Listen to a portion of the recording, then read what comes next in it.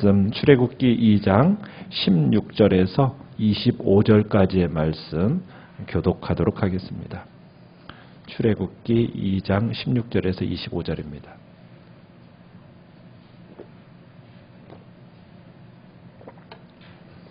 (16절) 제가 먼저 읽겠습니다. 미디안 제사장에게 7달이 있었더니 그들이 와서 물을 길어 구유에 채우고 그들의 아버지의 양떼에게 먹이려 하는데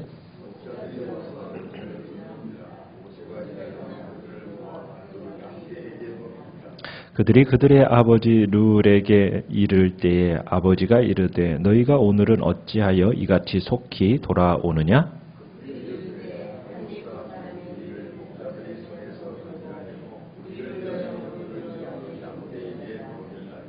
아버지가 딸들에게 이르되 그 사람이 어디에 있느냐? 너희가 어찌하여 그 사람을 버려두고 왔느냐? 그를 청하여 음식을 대접하라 하였더라.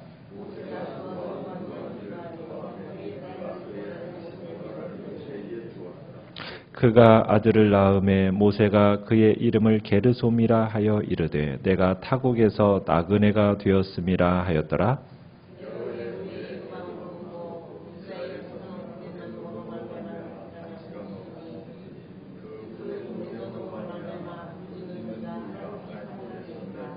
하나님이 그들의 고통 소리를 들으시고 하나님이 아브라함과 이삭과 야곱에게 세운 그의 언약을 기억하사 하나님이 이스라엘 자손을 돌보셨고 하나님이 그들을 기억하셨더라. 아멘. 오늘 말씀은 타국에서 객이 되다라는 제목으로 말씀을 나누고자 합니다. 모세가 자신의 동족 히브리 동족을 학대하던 애굽 사람을 살해하는 일이 벌어지죠.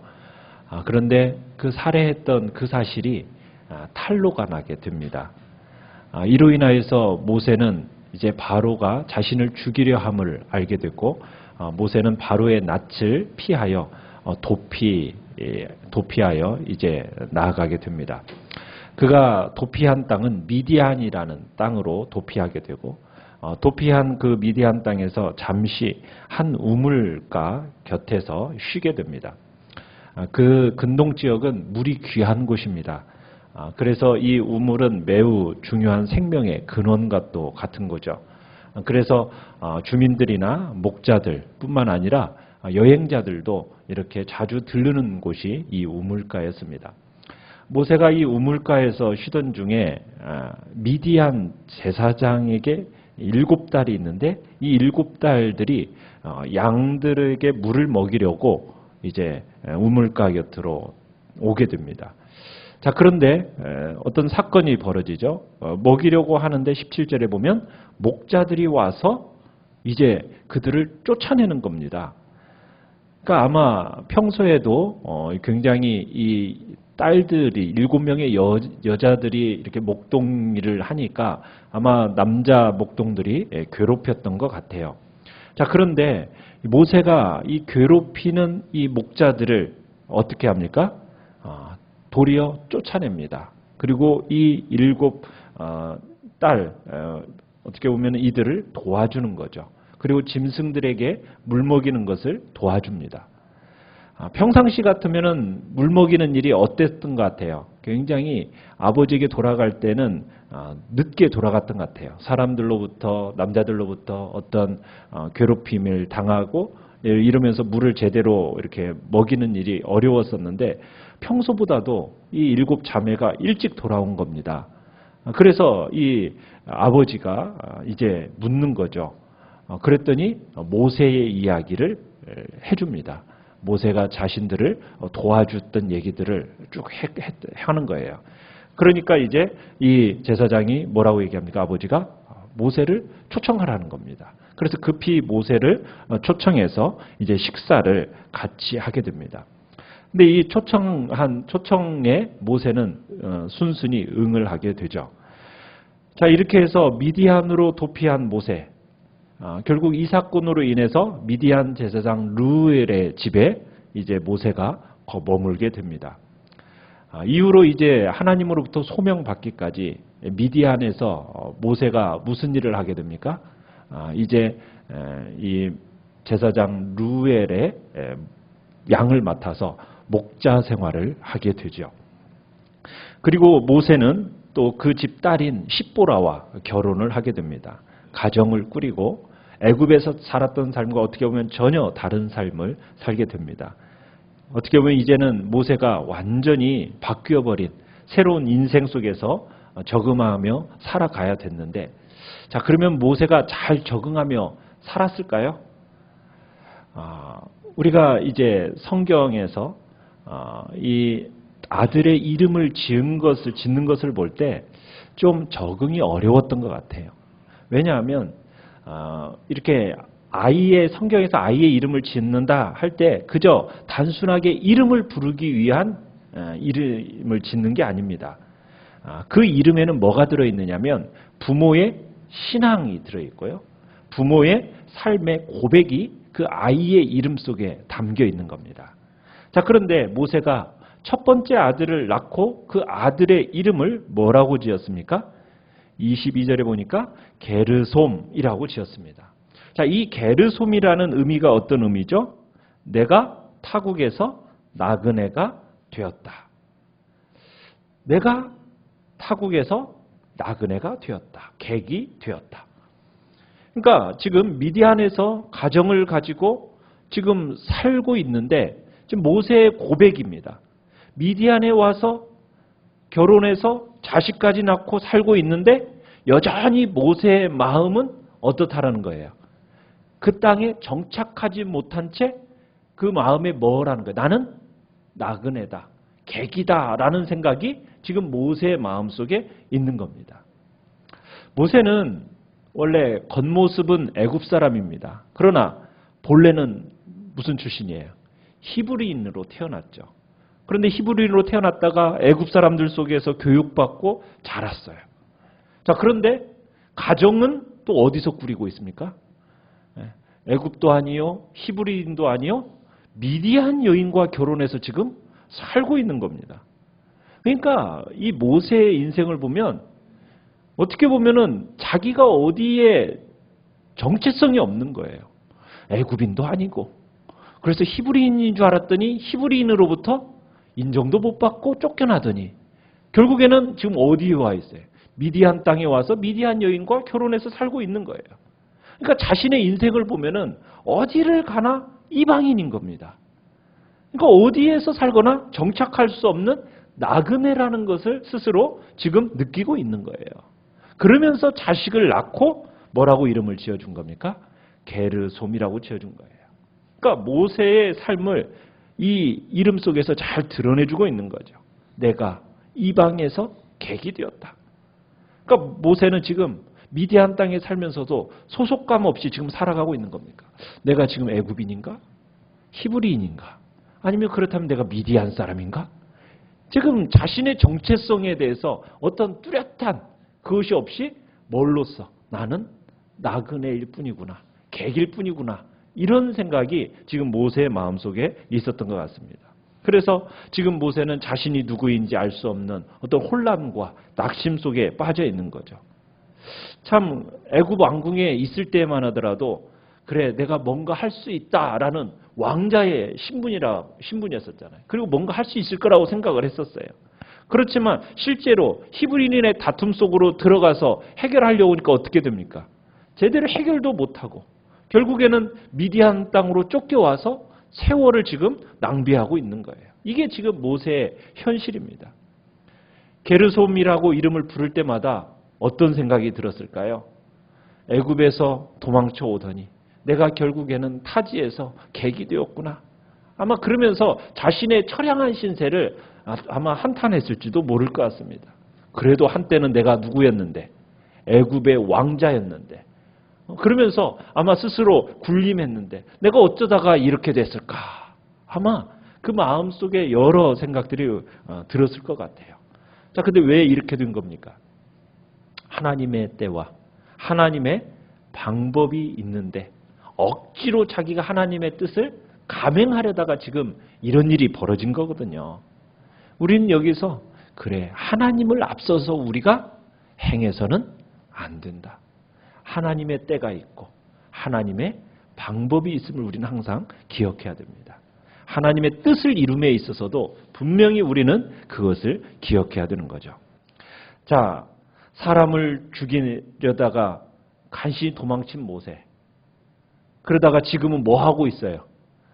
양떼에게 물먹이는 있는 신세가 됐어요. 자, 하나님께서 도대체 모세에게 무엇을 가르치려고 했던 걸까요? 하나님은 분명히 장차 모세를 뭘로 세우려고 하고 있습니까? 이스라엘을 구원할 지도자로 세울 계획을 가지고 계셨어요. 자, 모세도 뭘 가지고 있었어요? 그래, 내가 히브리 민족을 구원할 지도자로 하나님이 나를 택하셨다라는 어떤 확신 속에서 비전도 갖고 있었어요. 목표가 어떻습니까? 같죠? 하나님의 뜻도 알고 자신의 비전이 어때요? 동일해요. 그럼에도 불구하고 지금 상황은 어때요? 전혀 이상하게 가고 있죠. 길이 달랐던 거예요. 모세는 생각할 때 내가 히브리 민족, 이 민족을 구원하려면은 내가 뭘 준비하고 뭘 훈련해야 된다고 생각했을까요? 내가 지도자로서 전략적으로 또 앞으로 내가 이제 이 민족을 이끌고 나아가려면은 지식적으로도 뿐만 아니라 군인의 길을 내가 가야 된다고 생각을 했을 것 같아요.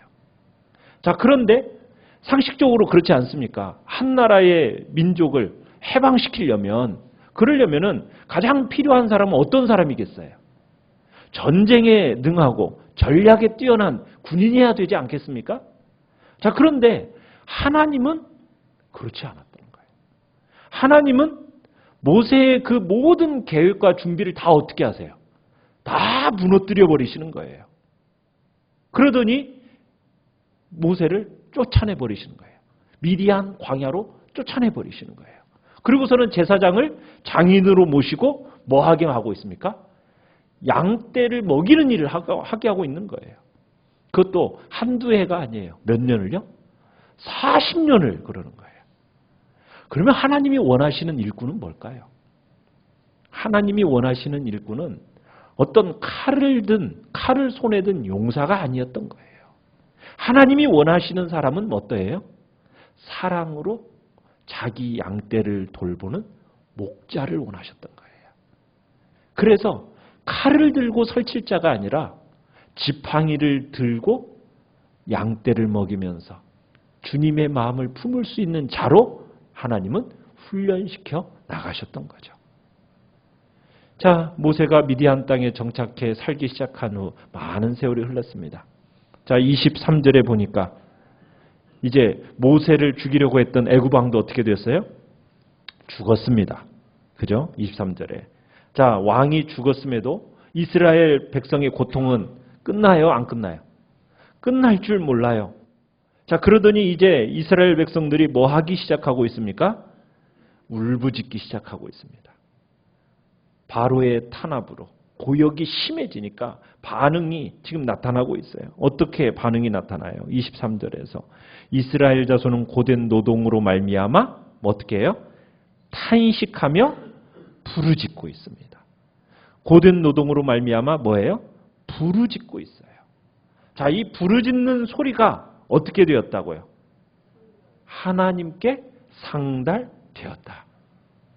자, 이스라엘이 애굽을 떠나 가나안 땅으로 가는 것 하나님의 계획이고 하나님께서 이것을 이루실 겁니다. 자, 그런데 하나님의 계획이라고 해서 인간의 의지와 상관없이 그저 자동적으로 진행되는 거냐? 그것은 아니라는 거예요. 하나님이 기대하시는 게 있습니다. 뭘 기대하실까요?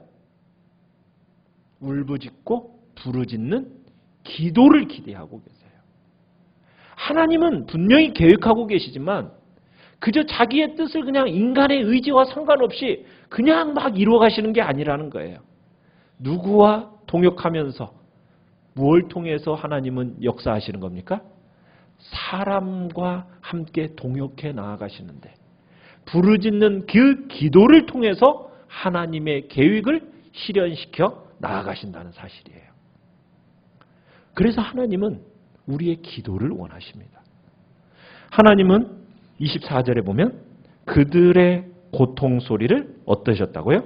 들으셨다. 그 다음에는 뭘 기억하셨다? 언약을 기억하셨다. 아브라함과 이삭과 야곱에게 세운 그의 언약을 기억하셨다. 그러더니 하나님이 이스라엘 자손을 어떻게 하셨다고요? 돌보셨다. 그리고 하나님이 그들을 기억하셨다. 헤아리셨다.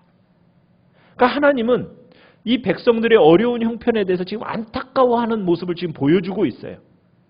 하나님은 지금 고통 속에 있는 이 백성들에게 큰 관심을 가지고 계십니다.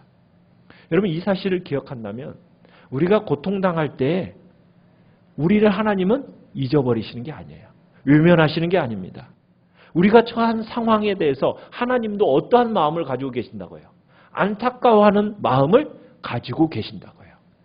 그러면은 곧 문제는 해결될 것을 우리는 기대하는 거예요. 견디기 힘든 이 노예 생활, 하나님께 탄식하고 울부짖으니까 결국엔 하나님의 보좌가 움직이기 시작합니다. 그 호소를 들으시는 하나님 기억하셨어요. 뭘 기억하셨다고요? 아브라함과 이삭과 야곱에게 세운 그 언약을 기억하셨어요. 여기서 기억하셨다라는 얘기는 하나님이 이 언약을 까마득하게 잊어버리고 있다가 어느 날 문득 생각났다, 이런 의미가 아닙니다. 하나님은 직접 그들의 고통을 보고 있다라는 거예요. 그들의 탄식을 분명히 알고 계신다, 이런 뜻이에요. 그래서 아브라함과 맺은 언약이 이제 실현될 때가 가까이 왔다라는 표현을 어떻게 표현하고 있습니까? 기억하셨다라는 표현으로 나타내고 있는 겁니다. 그러니까 아브라함과 언약을 세우길 때 하나님이 몇 대 만에? 4대 만에. 그러니까 400여 년 동안 하나님은 그 시기가 차기를 기다리고 계셨어요. 그리고는 정확한 때를 기다리면서 준비하고 계시고, 그 때가 지금은 이제 어떻게 되고 있다는 거예요. 서서히 다가오고 있다는 것을 지금 보여주고 있는 겁니다. 사랑하는 성도 여러분, 하나님은요 절대로 언약을 잊지 않으십니다. 당신의 정한 때가 되면요 반드시 그 언약을 성취하시는 분이 하나님이세요. 오늘날 우리에게 있어서도 하나님의 그 언약 반드시 이루어집니다. 자, 그런데 그 언약이 이루어짐에 있어서 우리가 간절한 뭐가 필요해요? 부르짖음이 필요합니다. 그런데 그 부르짖음에도 때로는 내가 생각하는 때에 응답되지 않을 수가 있어요.